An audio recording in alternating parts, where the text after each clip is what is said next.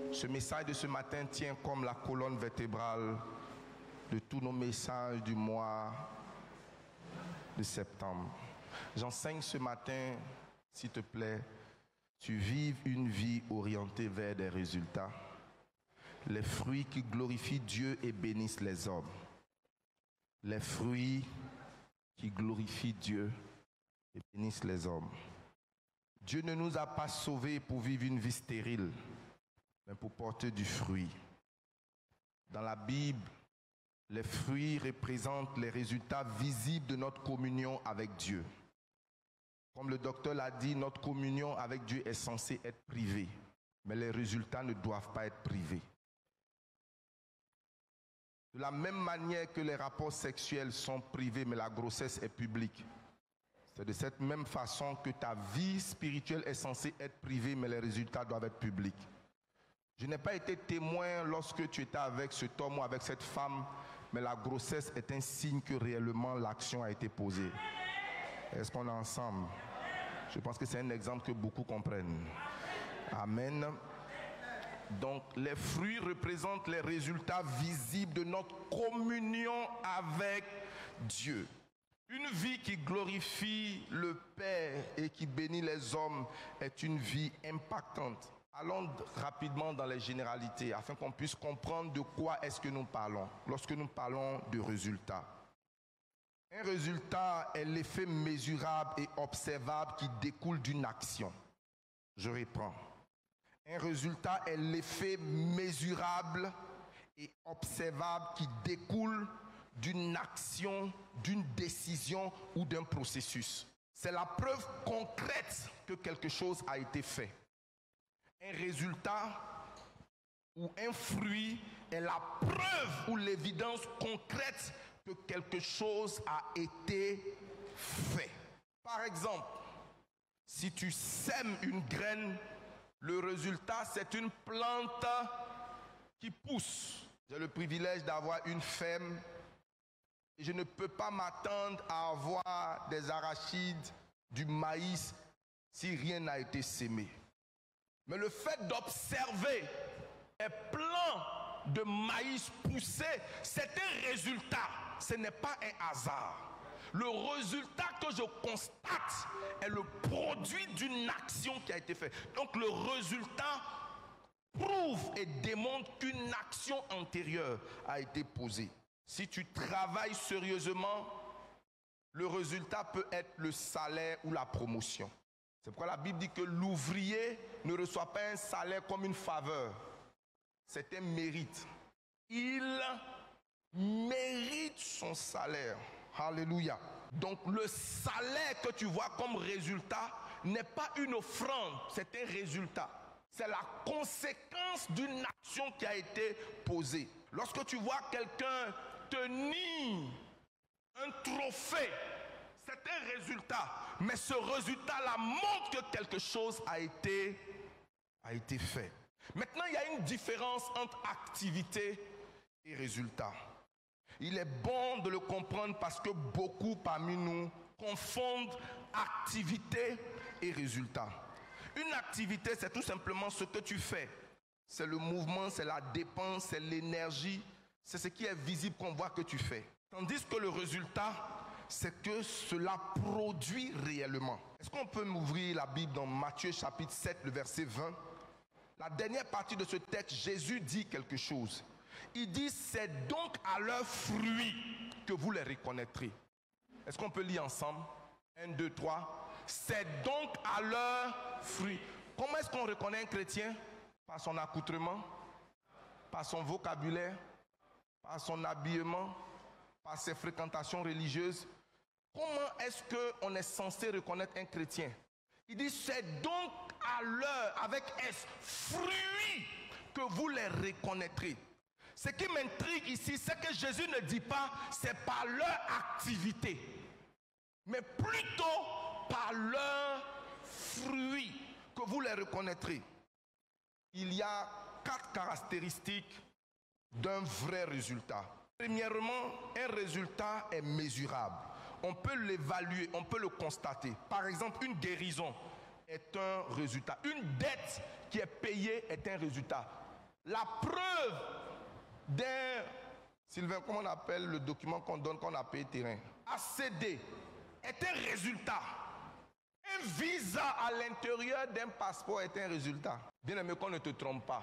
Que personne ne se moque de toi en disant non, qu'est-ce que tu fais d'extraordinaire? Bien aimé, il y a quelque chose d'extraordinaire à voyager. Parce qu'il y a des gens qui ont tous les papiers, puis on dit on ne les prend pas. Parce qu'il y a plusieurs facteurs. Souvent, en fait, j'ai marché avec des fils qui étaient des ambassadeurs. On leur dit, pour cette saison, prenez 45 personnes. Donc, à partir du critère de 45 personnes, ça n'a rien à voir avec ton dossier est bon. Donc, parmi les dossiers qui sont bons là, choisissez 45. Donc, c'est au bon vouloir de la personne. Tu arrives et regarde ta tête. Non, de toute façon, ta barbe, elle, ça ne me plaît pas. Tu ne pourras pas voyager. Tu arrives. Amen. Est-ce que quelqu'un est avec moi? Donc, que personne ne te... Alléluia. Vous savez, avant, un jour, Dieu m'a repris. À force de voyager, souvent quand tu rentres dans l'avion, tu vois des gens qui commencent à prendre des photos, qu'on appelle selfie. Et puis, j'étais là comme agacé. Dieu m'a rappelé, toi, tu ne sais pas d'où tu viens. Toi, Yoro, tu ne sais pas d'où tu viens. Si ce n'est pas la grâce de Dieu, toi, tu allais goûter l'avion. Les gens sont en train de célébrer leur victoire. Parce que c'est la première fois qu'il entend. Il est en train de célébrer son accomplissement. Il faut lui dire même, donne-moi ton téléphone, il bien te prendre.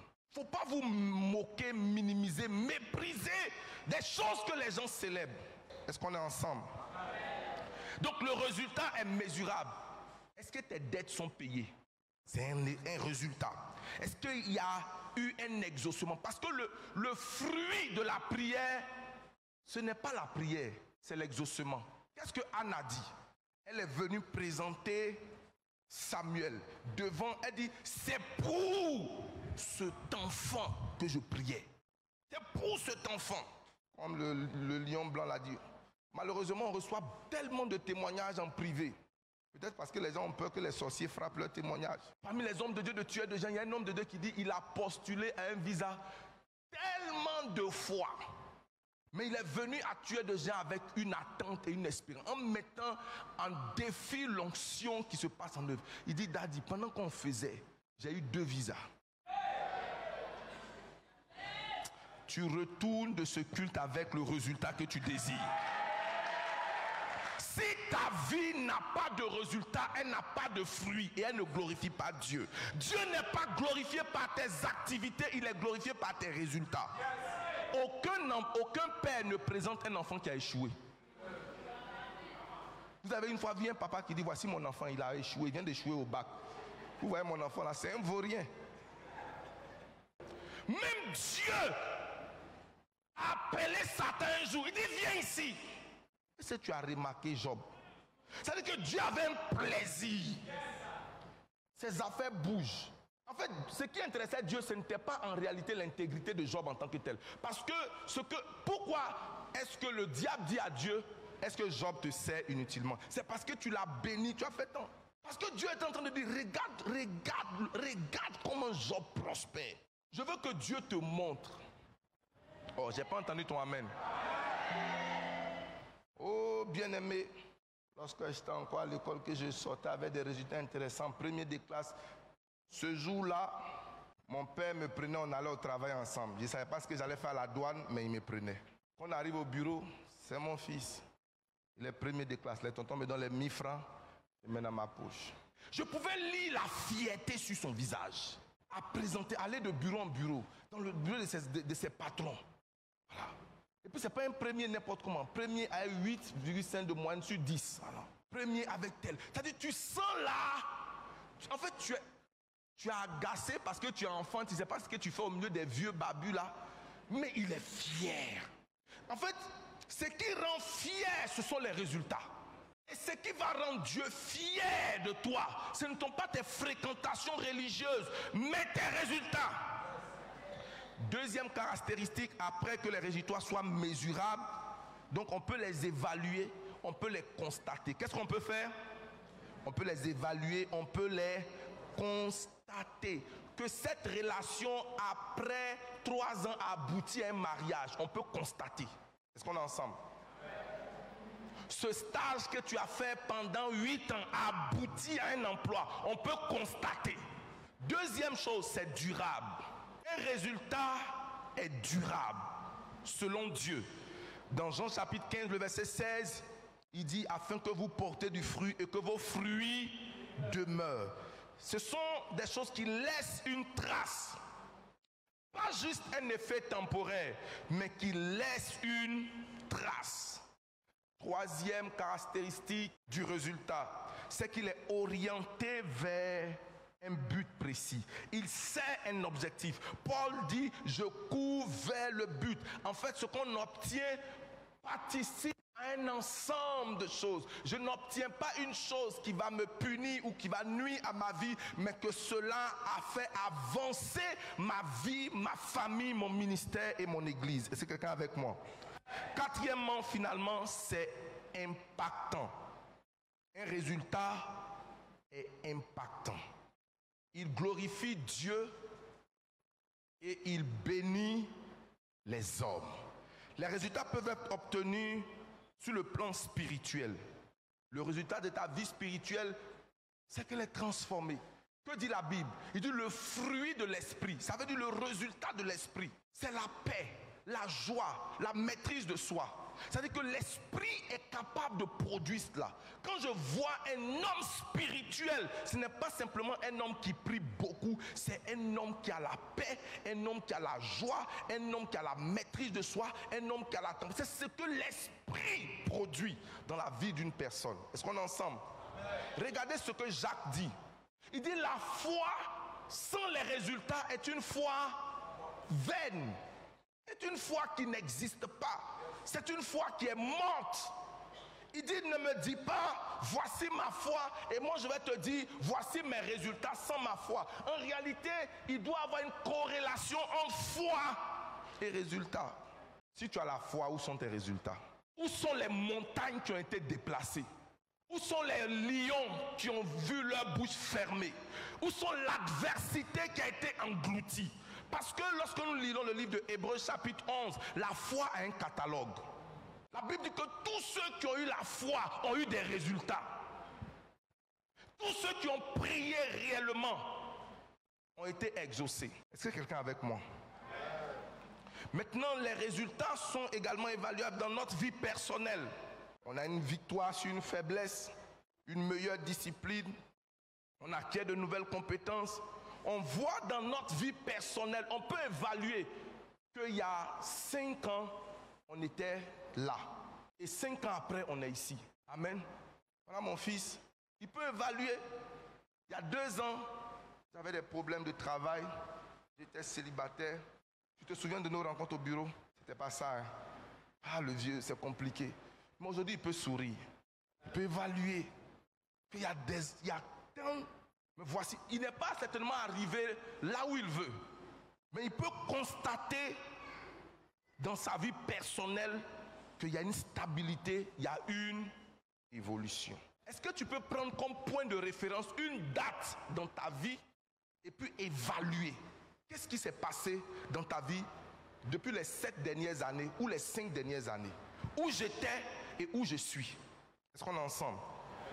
Maintenant, tu peux évaluer sur le plan professionnel un projet qui a été accompli, une entreprise qui progresse, particulièrement si tu es le chef ou le responsable de cette entreprise. Tu vois ta compétence ou bien tu vois combien tu as de la promotion et l'épanouissement. Surtout la promotion et l'épanouissement. Dis à quelqu'un l'épanouissement. Bien aimé, l'épanouissement est un meilleur facteur de récompense qu'un salaire. Je connais des gens qui ont des salaires qui rapportent autour de 5 millions de francs CFA, mais qui sont tristes, qui sont malheureux, qui sont dans un environnement toxique où c'est les pressions et ils finissent par mourir d'AVC. Ça ne sera pas ton cas au nom de Jésus. Ensuite, on peut évaluer nos résultats sur le plan familial. Des enfants bien éduqués, une atmosphère de paix, une atmosphère de tranquillité où tu ne fuis pas ta maison, mais tu es heureux de retourner à la maison. C'est une atmosphère de paix. Ce sont des choses qu'on ne peut pas évaluer avec des chiffres, mais on peut évaluer par comment est-ce qu'on se sent, combien on est heureux. Et les gens autour de nous peuvent pouvoir l'évaluer. Regardons donc le livre de Jean chapitre 15, le verset 8. Jean chapitre 15, le verset 8. Si vous portez beaucoup de fruits, c'est ainsi que mon Père sera comment? Glorifié. Que vous serez réellement mes disciples. Je vois tes résultats donner gloire à Dieu. Donc les fruits sont un signe visible. Je répète, en fait, ma pointe est là et je suis en train de taper davantage pour que ça rentre bien. Dis amen bien. Donc les fruits sont le signe visible de la vie intérieure en Christ. Il y a des résultats qui sont attendus de ta vie chrétienne. Tu dois avoir, c'est vrai, des temps de prière, mais tu dois avoir des temps d'exaucement. Prophète, quand tu pries que tu n'as pas d'exaucement, c'est qu'il y a quelque chose qui n'est pas bien fait. Le manque de résultats est très souvent que la chose qui doit être faite n'est pas faite de manière appropriée. Ou elle est faite à moitié, ou elle n'est pas faite entièrement. Vous m'entendez dans les speakers parce que les choses ont été connectées de manière appropriée. Donc il y a souvent certaines personnes, ils attendent le résultat qu'est le son, mais les fils ne sont pas correctement connectés. Et ils se disent, j'ai fait. Non, tu n'as pas fait la bonne chose. Peu importe combien de fois tu essaies la mauvaise clé dans une serrure, elle n'entrera pas.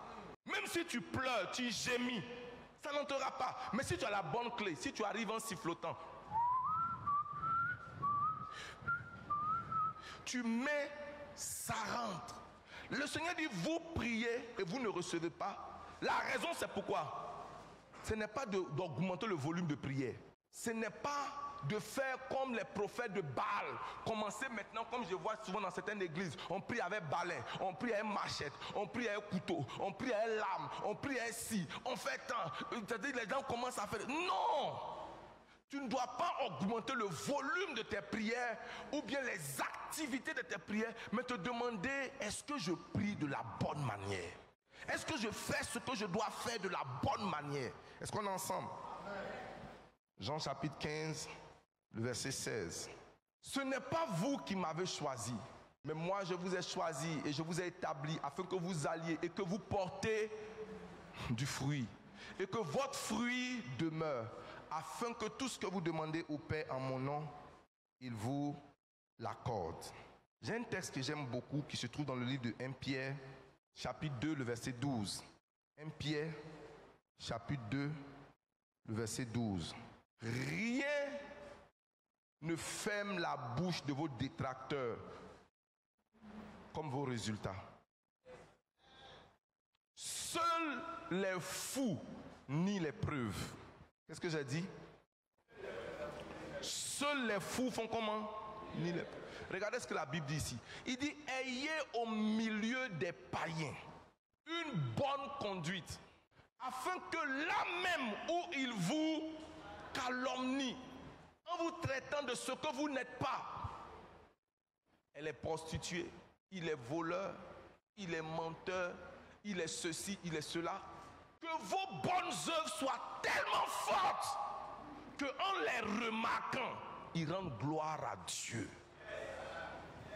Est-ce que vous savez que dans vos familles, malheureusement, on m'a rapporté avec beaucoup de tristesse que certaines personnes ne viennent pas à l'église parce que des gens qui sont membres de leur famille ont un témoignage tellement exécrable, tellement toxique, que les gens disent, je n'irai jamais dans cette église. Mais si un jour, la personne est encore dans la boisson non plus, il dit, moi je sais que je vais finir dans la maison de Dieu, mais si je dois aller à l'église, j'irai dans l'église des pasteurs Toulé.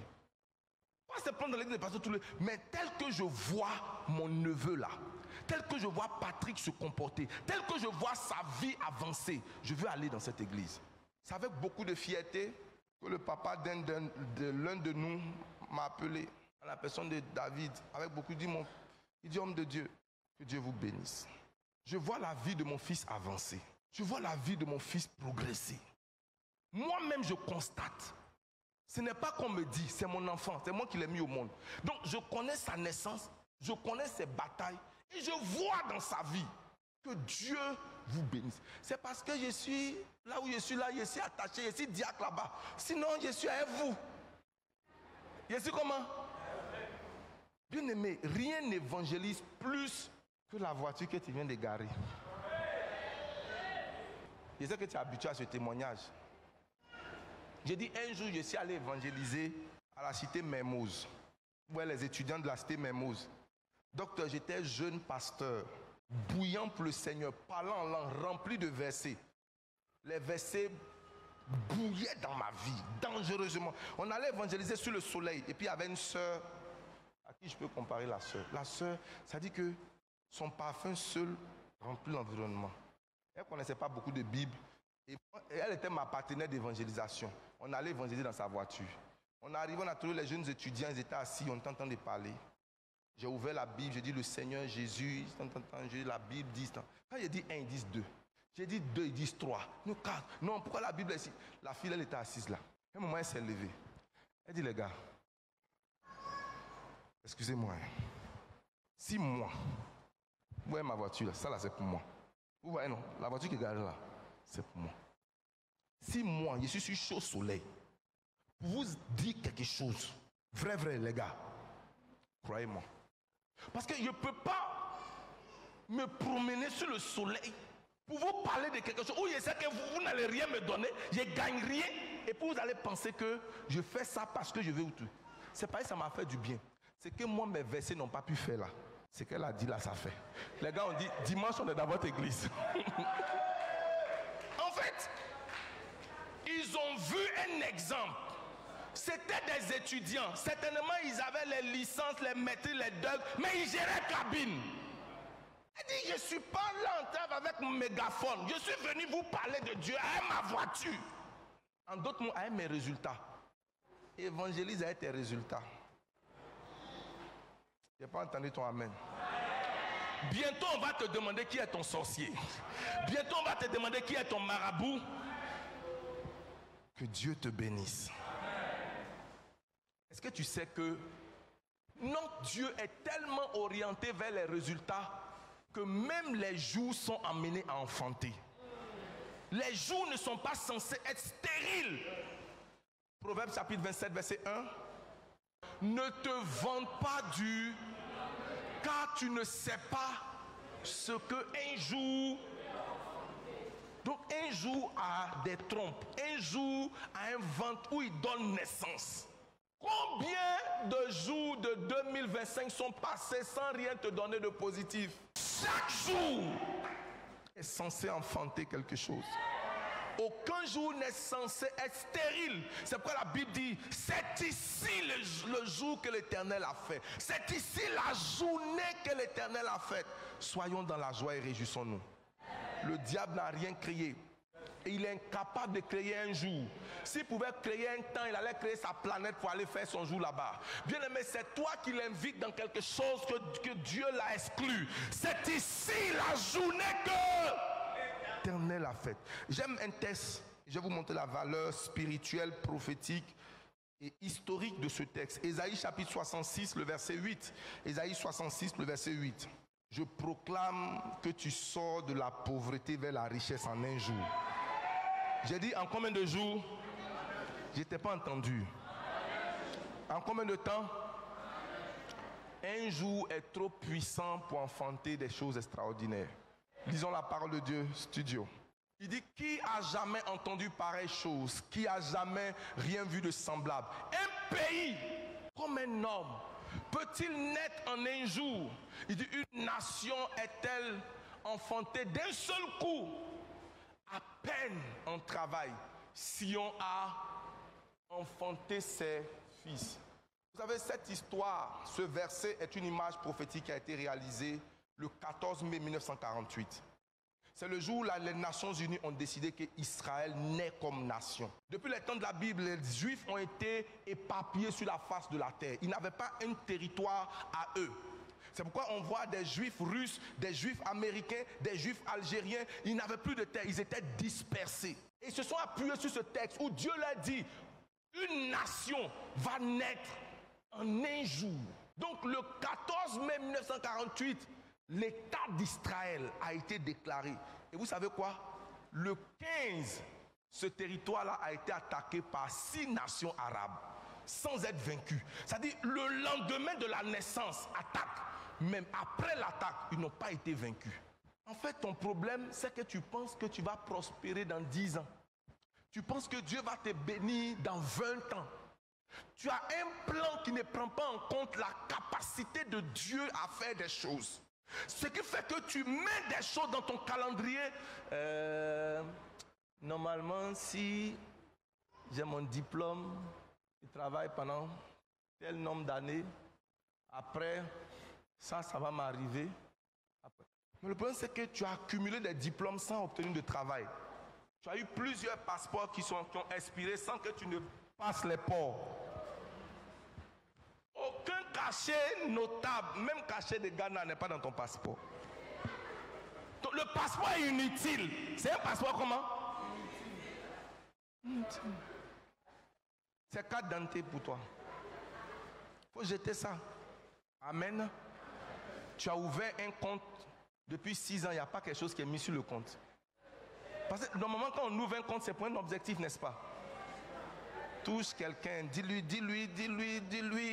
où en es-tu avec les comptes là? Où en es-tu? Où en es-tu? Où en es-tu?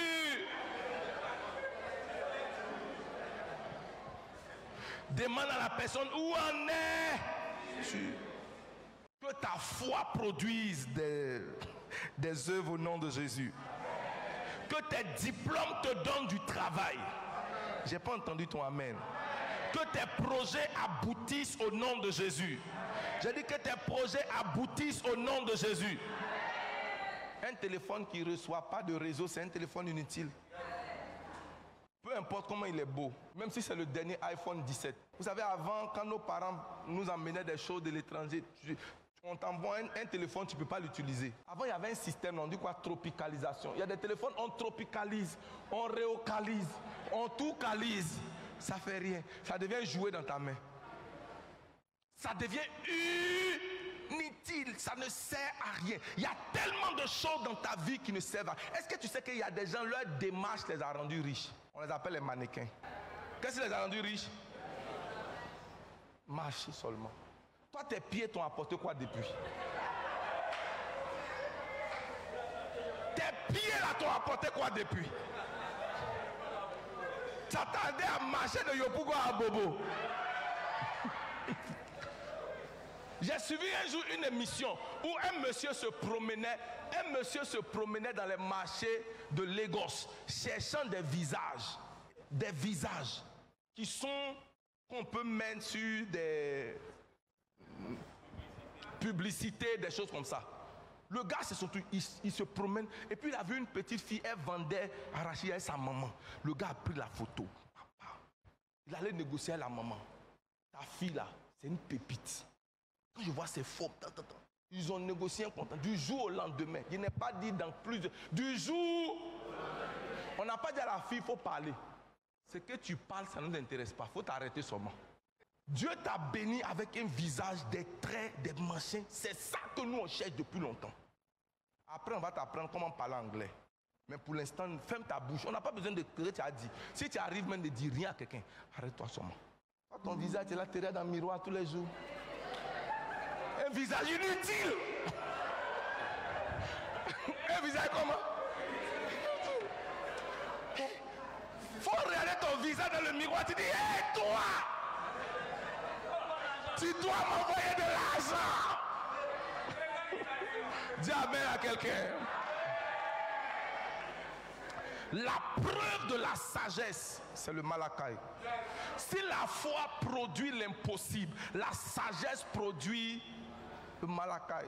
C'est pourquoi Salomon a dit à Dieu, donne-moi la sagesse. Bien aimé, si la sagesse est là, ses fruits seront évidents. Dans le Proverbe chapitre 8, il dit, avec moi sont la longue vie. Avec moi sont le gouvernement. Avec moi sont telles choses. Toi, tu n'es pas simplement beau et belle. Tu peux dire non, ta taille te désavantage. Mais il y a des gens qui ont une taille et puis ils gouvernent le monde. Quand il y a les gens comme... Alléluia. Tu vois Dieu te bénir au nom de Jésus. Des blagues. Et pour venir raconter une blague en 5 minutes, il signe cachet de 5 millions, de 10 millions. Parce que les gens sont stressés. Toi, tu es là, tu racontes les blagues depuis au quartier, on rit. Et tu es endetté comme tu es endetté. Pourquoi tu fais des efforts pour échouer? Touche quelqu'un, dis-lui, tu fais des efforts pour échouer. J'ai pas entendu. Dis à quelqu'un, tu fais. Quels sont les résultats qui glorifient Dieu? Ce sont des résultats dans notre vie spirituelle. Lorsque nous menons une vie de pureté, nous menons une vie d'intégrité, nous menons une vie de sainteté, Dieu est glorifié. Lorsque nous menons une vie d'obéissance, Dieu est... Chaque acte d'obéissance est un fruit de fidélité qui glorifie le Seigneur. Mais bien aimé, des fruits qui glorifient Dieu et qui bénissent les hommes sont des choses où les hommes voient. Regarde quelque chose. La Bible dit Dieu regarde au cœur, mais l'homme regarde à quoi? Voilà. Maintenant, tu vois où je vais en venir, Patrick. C'est-à-dire que si tu as des fruits qui ne font que glorifier Dieu, c'est-à-dire que Dieu regarde ton cœur. Mais moi, je veux des fruits qui glorifient Dieu et qui bénissent comment? C'est-à-dire qu'il faut que ton apparence extérieure et l'état de ton cœur à la fois glorifient Dieu et émerveillent les hommes. Parce que les hommes ne voient pas ton cœur, mais ils peuvent voir ton apparence. Ils peuvent voir tes résultats concrètement.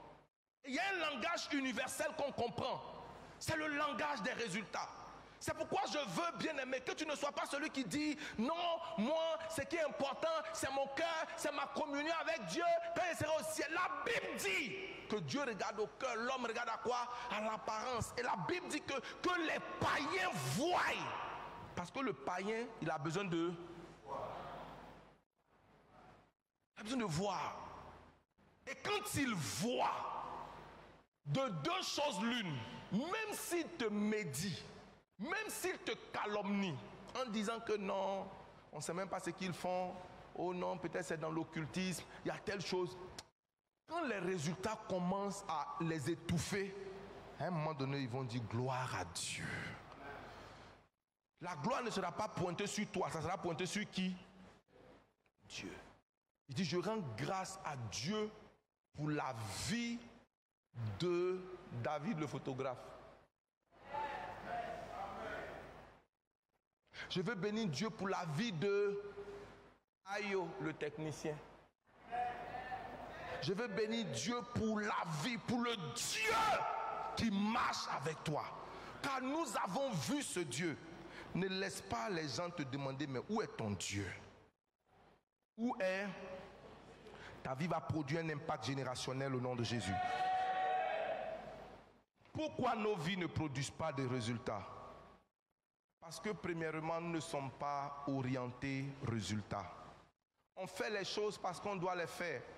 La plupart des gens, si tu leur demandes pourquoi tu fais ce que tu es en train de faire, ils ne vont pas vous dire pourquoi. Je le fais parce que j'ai vu les gens le faire. Isaac Newton a dit quelque chose que j'aime beaucoup. Il dit fais une chose de la même façon, de manière répétitive, et attendre un résultat différent, ce n'est pas une autre chose que la folie. C'est-à-dire tu fais une chose de la même manière, tout le temps, et tu attends un résultat. Change un peu. Il y a beaucoup parmi nous qui prient, mais qui n'ont pas de résultat, mais ils continuent de prier de la même façon. Change la manière de prier. Quelqu'un a dit, tu aimes la soeur ou bien tu aimes le frère, ça ne donne pas. Mets un peu d'argent dessus et puis observe. Fais un peu Orange Money. N'est-ce pas? Hein, ma fille? Un peu d'Orange Money, ça passe, ça passe même. Amen. Mais je t'aime, et puis... Hein? Les longues lettres d'amour. Ah, ok. Les longues lettres d'amour. Alléluia. Aujourd'hui vient de naître une reine. En temps le gars est silencieux là-bas, il fait un 454. Prends ça. Achète un coca. Tu regardes derrière, c'est un 250 coca. Maintenant le frère en Christ envoie les poèmes. Il t'envoie comment? Les poèmes. Hein? Cantique des... Mais la Bible, même la Bible dit, bien aimé, n'aimez pas en parole seulement. N'aimez pas en quoi? Mais qui vous a dit que les dons, c'est seulement les hommes qui doivent donner? Touche quelqu'un, dis-lui, qui a dit les dons, c'est les hommes seulement qui doivent donner?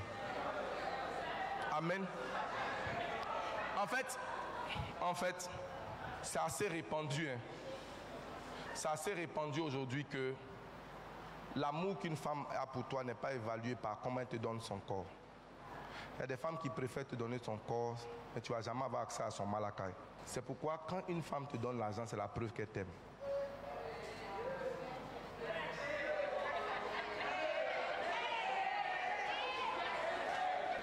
Une femme peut coucher avec toi, elle t'aime pas. Elle t'aime pas. Elle peut simuler même. Elle peut crier. Mais va vers son malakai. Demande à une fille, est-ce que tu as déjà fait un dépôt à un homme? Est-ce que tu as déjà payé son transport? Ça dit, vous finissez de manger, tu dis, voici, il faut payer le transport, c'est pour toi. Mon fils, on a déjà fait ça. Jamais! Donc, toujours c'est toi qui donnes. Souvent même, on peut t'inviter. Vous pouvez nous inviter. Tu peux l'inviter. Toi, tu le fais. Combien de fois? Une fois par an. Ah. Alléluia. Alléluia. N'aimez pas en parole, mais en action. Même Jésus même dit, ce n'est pas tous ceux qui disent Seigneur, Seigneur. Donc ce n'est pas tous ceux qui proclament Seigneur. Il dit plusieurs hommes professent leur bonté, mais un homme fidèle qui peut le trouver. Écoute-moi, les actions parlent plus fort que les paroles. Qu'est-ce que j'ai dit? Parle plus forte que les...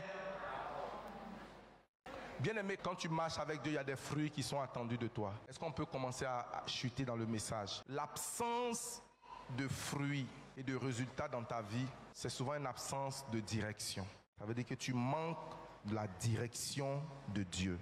Peu importe la vitesse à laquelle un homme court, s'il est sur la mauvaise route, il n'arrivera jamais dans la bonne destination. Chaque voyage dans la vie a besoin non seulement d'une destination, mais aussi d'une direction pour arriver à la bonne destination. Dans la vie, la vitesse n'est pas importante. Tu peux courir, et mon fils l'a répété, Miché. Je dis souvent qu'on peut être sincère et être sincèrement dans le faux. On peut être sincère et puis se tromper de bonne foi. Donc ne prends pas la sincérité comme un acquis. Tu as besoin de direction. Tu n'as jamais vu un élève qui est en train d'écrire, il pense que ce qu'il écrit là est juste et puis à la fin on dit il a 0. Il dit mais j'étais sincère en écrivant. Non, j'étais sincèrement dans l'erreur. Il a transpiré. Souvent mais il a fini avant tout le monde. Il donne ça. Hein? On a vu ça tuer des gens. Le gars il a fini vite. Il a eu 0. Ça veut dire qu'il a fait ce qu'il faut faire. Maintenant son résultat c'est quoi? Tu n'auras pas 0 comme résultat. C'est pourquoi tu as besoin de direction.